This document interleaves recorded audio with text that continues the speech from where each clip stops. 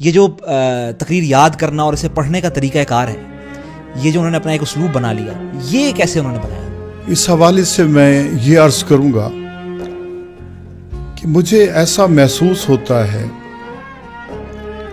कि नासिर अब्बास बना ही ज़ाकरी के लिए था।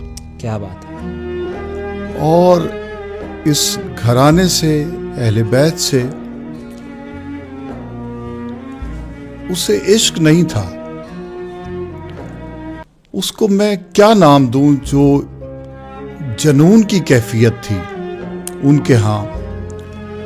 वो जब इनका तस्करा सुनते थे, इनकी बातें सुनते थे, तड़प जाते थे। क्या बात है। जैसे वो मछली को निकाला जाए ना पानी से, तो उसकी जो कैफियत होती है, इस जिक्र के साथ अल्लामा साहब की कुछ ऐसी वाबस्तगी थी, भला का इश्क।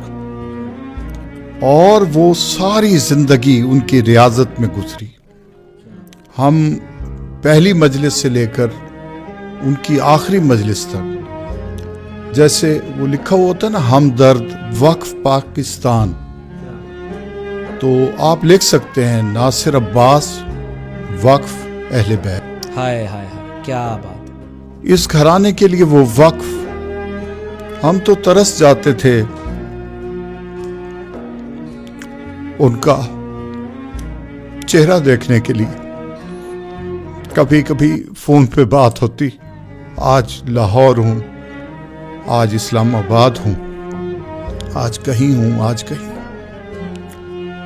सारी जिंदगी उन्होंने इस दर के लिए वक्फ की, और फिर इस दर का फैज है आज नासिर अब्बास हर दिल में बसता है। उसके चाहने वाले मैंने ऐसी ऐसी जगहों पर देखे जहां पर मुझे उम्मीद नहीं थी कि ये इस गांव में, इस बस्ती में भी, तो वो लोग मेरे पास आते, वो कहते हमारे पास 100 मजालिस हैं नासिर अब्बास की, हमारे पास 200 है, और हमारी वो रात नहीं गुजरती जिस रात हम इनकी मजलिस नहीं सुन लेते।